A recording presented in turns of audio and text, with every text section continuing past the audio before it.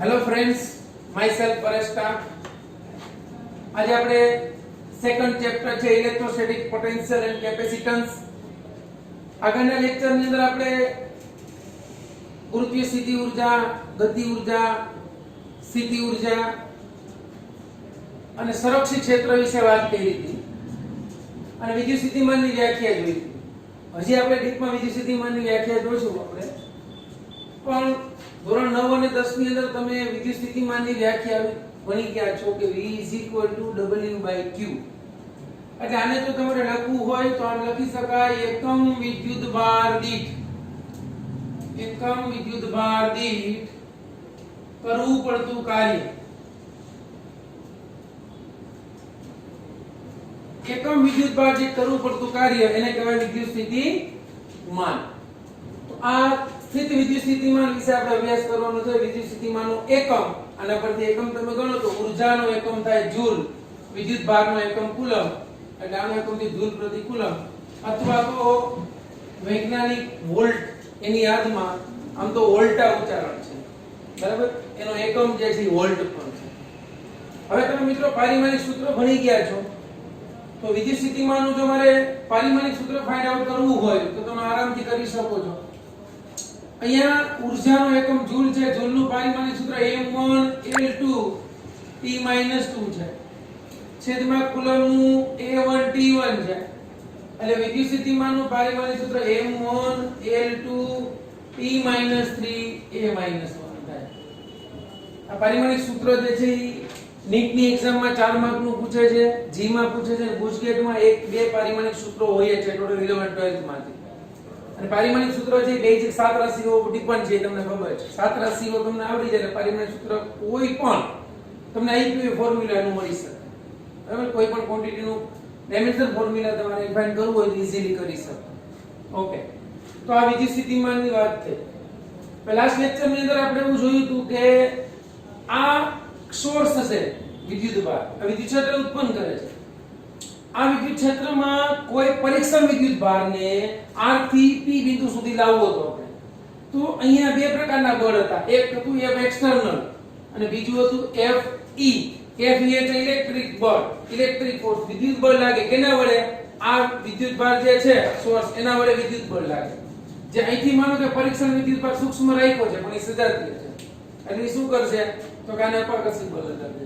આપણે આ વિદ્યુતભારને શું કરવો છે? અહીંયા લઈ આવવો છે ક્ષેત્રની વિરુદ્ધમાં. તો કરવું પડતું કાર્ય R થી P સુધીનું એને એમની સ્થિતિ ઊર્જા કહેવાય.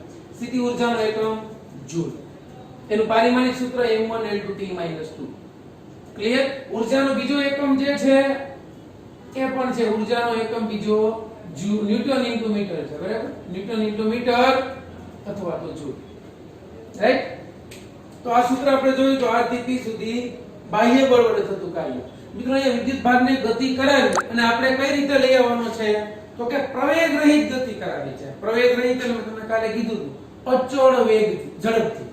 અચળ ઝડપથી અહીં લઈ જવો છે તો જેટલું વિદ્યુત ક્ષેત્ર વડે બળ લાગશે એની વિરુદ્ધ દિશામાં તમે બળ લગાડીને વિદ્યુત ભારને લઈ જવાનું છે. એટલે પરિણામી બળ તો નેટ ફોર્સ કેટલું થશે? 0. ક્લિયર?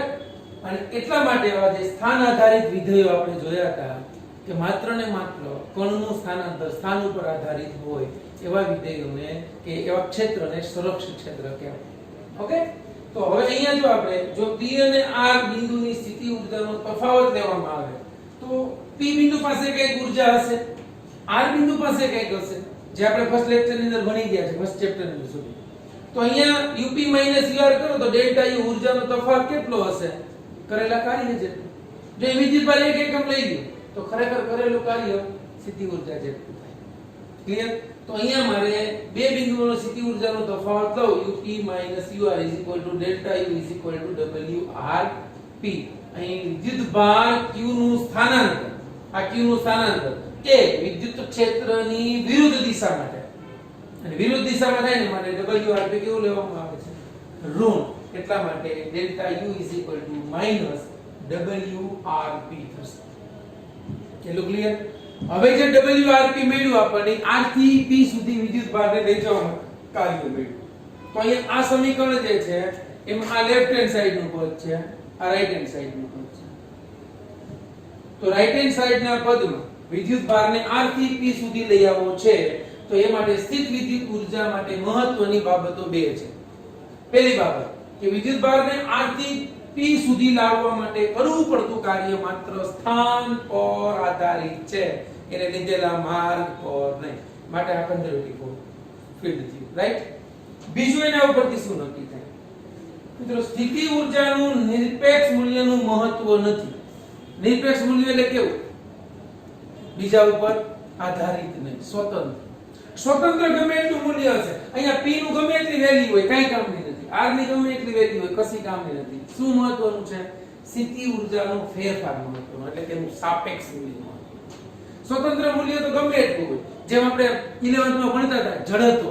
જડત્વની અંદર જડત્વ એટલે શું હતું? કે ફેરફારનો વિરોધ. તો ત્યાં પણ સાપેક્ષ મૂલ્ય મહત્વનું છે. ક્લિયર? તો સાપેક્ષ ફેરફાર થાય તો કઈ કાર્ય થાય તો તમને ઊર્જા મળે. એટલે અહીંયા નિરપેક્ષ મૂલ્ય મહત્વનું નથી, એનું સાપેક્ષ મૂલ્ય મહત્વનું છે. એની ચર્ચા આપણે હવે કરીશું. ચાલો, કે સ્થિતિ ઊર્જાના ફેરફારનું મૂલ્ય મહત્વનું છે, સ્થિતિ ઊર્જાનું નિરપેક્ષ મૂલ્ય મહત્વનું નથી. તો અહીંયા જો આપણે જોઈએ કે સ્થિતિ ઊર્જાના ફેરફારનું મહત્વ છે પણ નિરપેક્ષ મૂલ્યનું મહત્વ નથી. જો સાપેક્ષ નિરપેક્ષમાં તમારે તફાવત સમજવો હોય તો બેસ્ટ ઉદાહરણ તમને આપું કે તમારી માર્કશીટ જે છે 10 માની, એની અંદર તમારે કોઈ સબ્જેક્ટના માર્ક્સ છે. ધારો કે તમારે મેથ્સ ની અંદર 97 છે, રાઈટ, અને વિજ્ઞાનની અંદર તમારે સાયન્સ ની અંદર 75 છે. આ બે સબ્જેક્ટની વાત કરું છું અત્યારે. એ તમારો નિરપેક્ષ, તમારો સ્વતંત્ર માર્ક્સ છે. હવે જ્યારે બીજા વિદ્યાર્થીની માર્કશીટ જુઓ ને ત્યારે તમને ખબર પડે કે મેથ્સમાં મોસ્ટ પ્રોબેબલી સ્ટુડન્ટ 97 અપ છે, જ્યારે સાયન્સમાં મોસ્ટ પ્રોબેબલી સ્ટુડન્ટ 70 થી ડાઉન છે. તો જ્યારે તમારું નિરપેક્ષ મૂલ્ય જે છે એ મેથ્સનું વધારે છે પણ સાપેક્ષ મૂલ્યની સરખામણી કરવા જાવ ને તો તમારા વિજ્ઞાનના માર્ક્સ બીજા કરતા વધારે છે. તો ત્યારે તમારું સાપેક્ષ મૂલ્ય જે છે મહત્વનું થયું. તમારા માર્ક્સ 97 મહત્વના નથી, તમારા માર્ક્સ 74 મહત્વના છે. કેમ? તો કે બીજાની સાપેક્ષ એ માર્ક્સનું મૂલ્ય કેવું છે? વધારે છે. એમ અહીંયા એકલા વિદ્યુતભારનું મૂલ્ય મહત્વનું નથી, એકલા વિદ્યુતભારની સ્થિતિ ઊર્જા મહત્વની નથી, મહત્વનો છે એનો ફેરફાર. હવે આપણે એક ઉદાહરણ લઈએ કે ધારો કે P અને R આપણે જોયું ઉદાહરણ કે R થી P બિંદુ સુધી લઈ આવવું છે તો P અને R ની સ્થિતિ ઊર્જા જો UP અને UR હોય તો બંનેમાં કઈક ઊર્જા ઉમેરવામાં આવે છે. ઈ ઉમેરેલી ઊર્જાનો અચળાંક છે R. આલ્ફા જેટલી એમાં ઊર્જા ઉમેરી એટલે P ની ઊર્જા છે UP પ્લસ આલ્ફા. હવે ઊર્જાનો તફાવત લીધો છે minus UR plus alpha is equal to delta U. આ સ્થિતિ ઊર્જાનો તફાવત. હવે આલ્ફા એવું છે તો ઉમેરવામાં આવેલો અચળાંક ઈ યાદચ્છિક લઈ શકો, તમારે જેટલી લેવી હોય એટલી. ક્લિયર? હવે અનંત અંતરેથી હવે આપણે R થી P બિંદુ સુધી લઈ આવ્યા તેમાં R ને ક્યાં ધારી લઈએ છીએ? અનંત અંતરે. R જો અનંત અંતરે હોય તો અનંત અંતરે ઈ બિંદુની સ્થિતિ ઊર્જા 0 થાય. જો ઈ 0 થાય તો અહીંયા તમે શૂન્ય મૂકી દો, અહીંયા તમે 0 મૂકો તો UP એમ નામ રાખો, આલ્ફા એમ નામ રાખી, આ 0 આ આલ્ફા આલ્ફા આલ્ફા કેન્સલ. તો UP ઈ કેટલું મળ્યું? સ્થિતિ ઊર્જાના ફેરફાર જેટલું. એટલે આ જે મળ્યું UP UP UR આ થઈ P બિંદુની સ્થિતિ ઊર્જા. અનંત અંતરેથી વિદ્યુતભારને લાવવા માટે કરવું પડતું કાર્ય સ્થિતિ ઊર્જા રૂપે સંગ્રહ પામે. એના પરથી આપણને બે ડેફિનેશન મળે છે, એ આપણે હમણાં જોઈએ. તો અહીંયા R અનંત અંતરેથી વિદ્યુતભારને P બિંદુએ લાવવા માટે કરવું પડતું કાર્ય જો WRP ડેલ્ટા U એટલે કરવું પડતું કાર્ય જે છે R અંતરેથી લઈ આવો તો એ સ્થિતિ ઊર્જાના ફેરફાર જેટલું થયું, અથવા તો અનંત અંતરેથી લઈ આવો તો ઇન્ફિનિટી P લખાય ડેલ્ટા U. હવે આ સમીકરણ જે છે P બિંદુ પાસે વિદ્યુતભારની સ્થિતિ ઊર્જા છે. ક્લિયર? આનું એક તમને સરસ આપણે ઉદાહરણ જોઈએ. જો 11th માં આપણે એક ક્વેશ્ચન આવતો હતો કે કોઈ પણ પદાર્થ પર પૃથ્વી આકર્ષણ બળ લગાડે. આ માર્કર છે, માર્કર ઉપર પૃથ્વી આગળ મૂકો, અહીંથી મુક્ત પતન કરો નીચે જશે. કેમ? ગ્રેવિટેશનલ ફોર્સને કારણે. તો હું એમ કહી શકું કે આ માર્કર પૃથ્વી ઉપર બળ લગાડતી હશે? તો તમે જો સમજાવો ન્યૂટનના નિયમો તો તમે હા પાડો, નહીતર એમ કહે કે ના ના એ થોડું બળ લગાડે. પણ જો કોઈ એવો પદાર્થ હોય જેનું દળ પૃથ્વી કરતા વધારે હોય ને તો પૃથ્વીને પણ પોતાના તરફ અહીંયા આપણે જોવું છે, જોજો બરાબર, કે પૃથ્વીના માર્કરનું તંત્ર મેં બનાવ્યું તો સમગ્ર ફેરફાર કોને અનુભવ્યો? માર્કરે, નહીં કે પૃથ્વીએ. આને મૂકવું જોઈએ, પૃથ્વી પોતાના તરફ ખેંચી લે. તો અહીંયા એ જ વસ્તુ ગુરુત્વાકર્ષણ બળ જ લાગે છે. અનંત અંતરેથી કોઈ પણ કણ આવે છે એટલે ફેરફાર જે છે એક વિદ્યુત ભાર અનુભવે છે. માટે એમ કીધું સોર્સમાં કઈ ફેરફાર નથી થતો, પરીક્ષણ વિદ્યુત ભાર જ ફેરફાર કરે છે. એટલા માટે અહીંયા જે ઊર્જા છે ને p ની છે, ઇન્ફિનિટી. ક્લિયર? હવે આપણે બે ડેફિનેશન સમજવાની છે, વિદ્યુત સ્થિતિ ઉર્જા. બેમાં ફરક કેટલો? કઈ ફેર નથી, એક જ અક્ષરનો ફેર છે. અહીંયા એમ કે છે કે અનંત અંતરેથી, અનંત અંતર ગમે ત્યાં લઈ શકો, આપણે બ્લેકબોર્ડ ની બહાર નથી જવું, બ્રહ્માંડની બહાર લઈ જવું.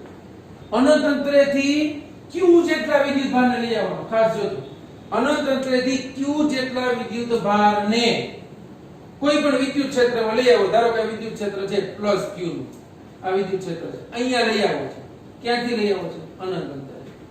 અનંત અંતરેથી આના ક્ષેત્રમાં લઈ આવો છો. અનંત અંતરેથી q જેટલા વિદ્યુત ભારને ક્ષેત્રની વિરુદ્ધમાં આપેલા બિંદુ પાસે, અહીં બિંદુ p છે, ત્યાં લાવવો છે. કરવું પડતું કાર્ય એટલે વિદ્યુત સ્થિતિ ઊર્જા. q વિદ્યુત ભારને લઈ આવો ને તો વિદ્યુત સ્થિતિ ઊર્જા.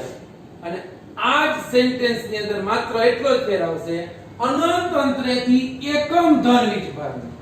એટલે ત્યાં તમારે q બરાબર શું લઈ લેવાનું? ખાલી 1 કુલમ જેટલા વિદ્યુતભાર. ની ઋણ પણ લઈ શકો તમે, તો ક્ષેત્ર બદલાઈ જાય. અહીંયા અનંત અંતરેથી એકમ ધન વીજભારને આપેલા વિદ્યુત ક્ષેત્રની વિરુદ્ધમાં કોઈ બિંદુ પાસે લાવવા માટે કરવા પડતા કાર્યને તે બિંદુ પાસેનું વિદ્યુત સ્થિતિમાન v કહે છે. સૌથી પહેલા મેં તમને આની વ્યાખ્યા આપી હતી, v બરાબર w ના છેદમાં q.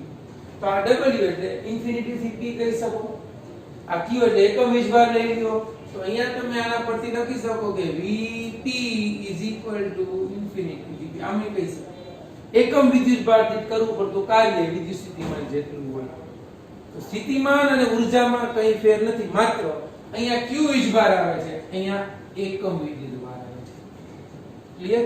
અને ખાસ વિદ્યુત સ્થિતિમાન ના એકમ આપણે જોયા, એના માટે બીજો અગત્યનો પોઈન્ટ છે કે વિદ્યુત સ્થિતિમાન એ અદિશ રાશિ છે, સદિશ રાશિ નથી. એટલે વિદ્યુત સ્થિતિમાન ને જેનું કે સ્થિત વિદ્યુત સ્થિતિમાન પણ કહે છે, બંને એક જ છે. ક્લિયર? તો વિદ્યુત સ્થિતિમાન એ કેવી રાશિ છે? અદિશ રાશિ છે. ક્લિયર એટલું? તો આપણી પાસે બે જે છે ડેફિનેશન તૈયાર થઈ, એક વિદ્યુત સ્થિતિમાનની અને એક વિદ્યુત સ્થિતિ ઊર્જાની. હવે નેક્સ્ટ લેક્ચર ની અંદર આપણે બિંદુવત વિદ્યુત ભારનું વિદ્યુત સ્થિતિમાન અને ડાયપોલનું વિદ્યુત સ્થિતિમાન એના સૂત્રો જે છે એ તારવીશું. ઓકે? ચાલો. ઓકે, આપણે હમણાં વિદ્યુત સ્થિતિમાનની વ્યાખ્યા અને વિદ્યુત સ્થિતિ ઊર્જાની વ્યાખ્યા જોઈ. વિદ્યુત સ્થિતિમાનની વ્યાખ્યા શું? એકમ વિદ્યુત ભાર દીઠ કરવું પડતું કાર્ય એટલે તે બિંદુનું વિદ્યુત સ્થિતિમાન. મેં તમને કીધું હતું કે આપણે બે થિયરી તારવવાની છે. જો વચ્ચેના પોર્શન ની અંદર તમારી વિદ્યુત સ્થિતિમાનની વ્યાખ્યા આવે છે, એનો એકમ એ ટેક્સ્ટ બુક ની અંદર આપ્યું છે, જેની ચર્ચા આપણે ઓલરેડી કરેલી છે, એટલા માટે મેં એ વચ્ચેનો પોર્શન લીધો નથી. બરાબર? કે વિદ્યુત સ્થિતિમાન જે છે કે વિદ્યુત સ્થિતિ ઊર્જા એના એકમો કઈ કઈ બાબતો ઉપર આધાર રાખે છે, સંરક્ષિત ક્ષેત્ર એટલે શું, સંરક્ષિત બળ એટલે શું, વિદ્યુત સ્થિતિ ઊર્જામાં કરવું પડતું કાર્ય અનંત અંતરેથી આવે ત્યારે ઊર્જા 0 હોય, એ બધી ચર્ચા આપણે કરેલી છે. અહીંયા આપણે સરસ અગત્યનો ક્વેશ્ચન છે જે 2 અથવા 3 માર્ક્સમાં પૂછી શકાય એવો. બરાબર? અને ખાસ આનું એક જ સૂત્ર યાદ રાખવાનું, આના ઉપરથી ઘણા બધા દાખલાઓ ઈઝીલી થઈ શકે. ક્લિયર? આપણે એક સૂત્ર ભણી ગયા કે કરવું પડતું કાર્ય એ વિદ્યુત સ્થિતિમાન જેટલું હોય, એકમ વિદ્યુત ભાર દીઠ કરવું પડતું કાર્ય. આનો આપણે ઉપયોગ કરવાનો છે. રાઈટ? અહીંયા આપણે ક્વેશ્ચન એવો છે કે બિંદુવત વિદ્યુત ભારના લીધે વિદ્યુત સ્થિતિમાન potential due to a point charge. હવે બિંદુવત વિદ્યુત ભાર, અહીંયા બિંદુવત વિદ્યુત ભાર છે પ્લસ q, એના લીધે r જેટલા અંતરે બિંદુ p પાસે વિદ્યુત ક્ષેત્ર આપણે વિદ્યુત સ્થિતિમાન મેળવવું છે. ક્લિયર એટલું? ક્યાંથી? અહીંયા q જેટલા ધન વિદ્યુતભારથી r જેટલા અંતરે આપેલા બિંદુ p પાસે વિદ્યુત સ્થિતિમાન મેળવવું છે. તો વિદ્યુત સ્થિતિમાન મેળવવા માટે આપણે શું કરવું પડશે? તો કે અનંત અંતરેથી પરીક્ષણ વિદ્યુત ભારને નહીં, કેવા વિદ્યુત સ્થિતિમાનની વ્યાખ્યા મુજબ એકમ ધન વીજભારને લાવવો પડશે. તો એકમ ધન વીજભારને અનંત અંતરેથી આમ લઈ આવો તો ક્ષેત્રની વિરુદ્ધમાં કાર્ય કરવું પડે.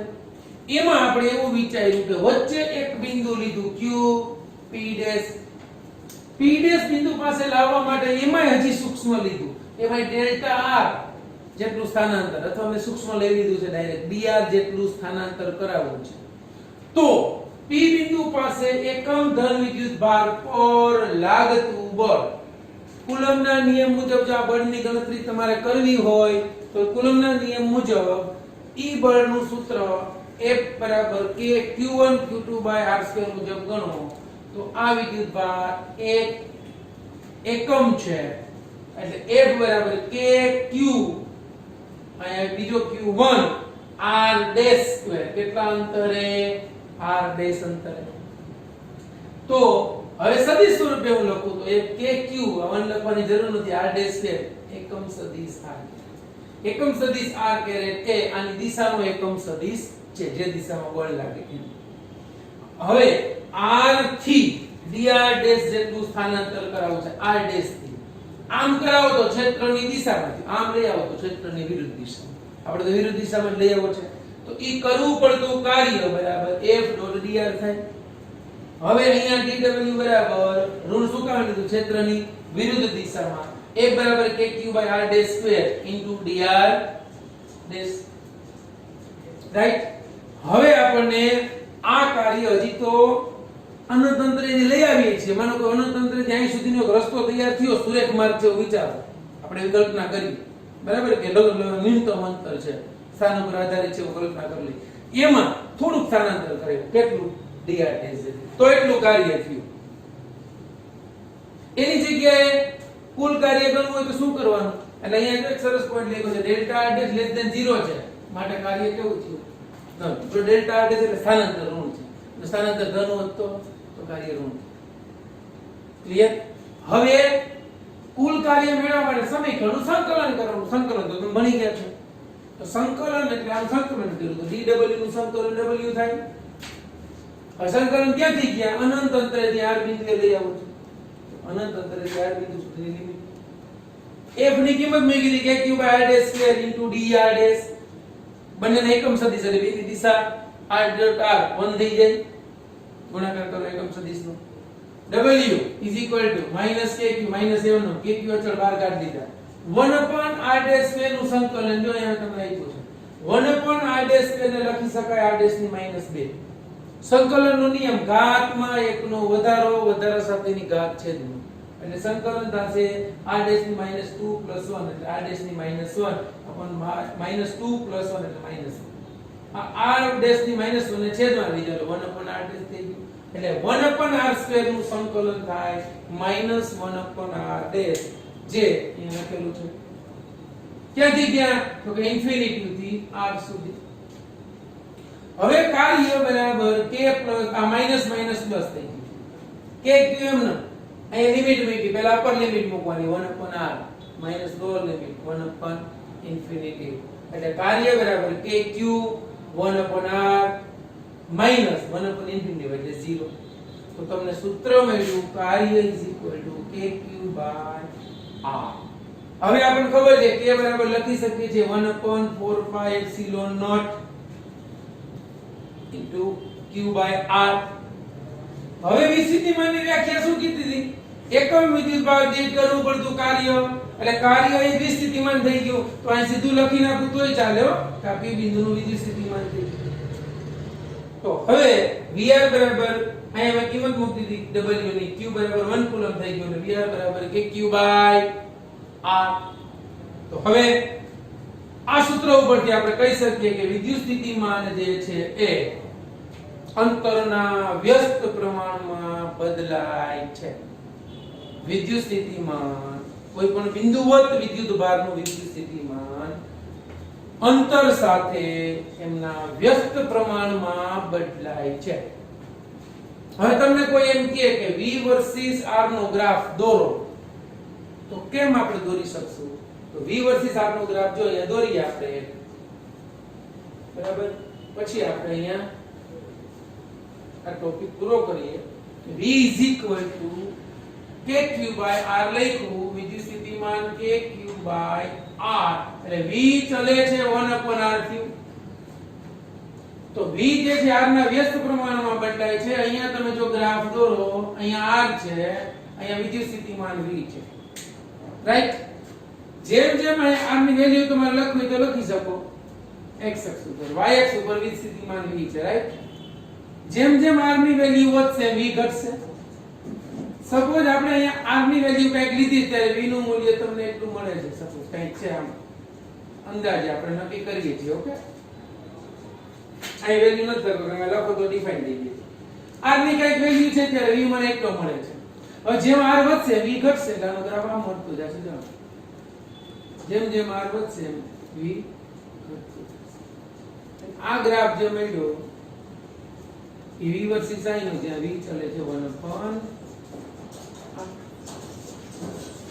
સમજાયું? ઓવો જ ગ્રાફ આપણે યાદ કરો, પહેલા ચેપ્ટર ની અંદર વિદ્યુત ક્ષેત્ર, બિંદુવત વિદ્યુતભારનું વિદ્યુત ક્ષેત્ર વર્સિસ r² નો દોરી શકીએ. બંનેમાં ફરક શું? અહીંયા r છે ને એટલે અતિવલય ગ્રાફ મળે. r ની કિંમત જેમ જેમ વધે ને એ વિદ્યુત સ્થિતિમાન ઘટે. એમ અહીંયા વિદ્યુત ક્ષેત્રની કિંમત તમે લખો તો વિદ્યુત ક્ષેત્રની કિંમત E kq by r² થાય, જ્યાં E ચલે છે 1/r² છે, અંતરના વર્ગના વ્યસ્ત પ્રમાણમાં ઘટે, એટલે વધારે ઝડપથી ઘટે. એટલે એનો ગ્રાફ તમે દોરો ને એ તમને મળશે આમ. આ ગ્રાફ તમને આપેલા છે બુકમાં બંને, એ આપણે નેક્સ્ટ લેક્ચર ની અંદર જોઈશું. એમાં નેક્સ્ટ લેક્ચરમાં આપણે હવે ડાયપોલ ના લીધે કોઈ બિંદુ પાસે વિદ્યુત સ્થિતિમાનનું સૂત્ર તારવશું અને આનો ગ્રાફ જોશું, બરાબર.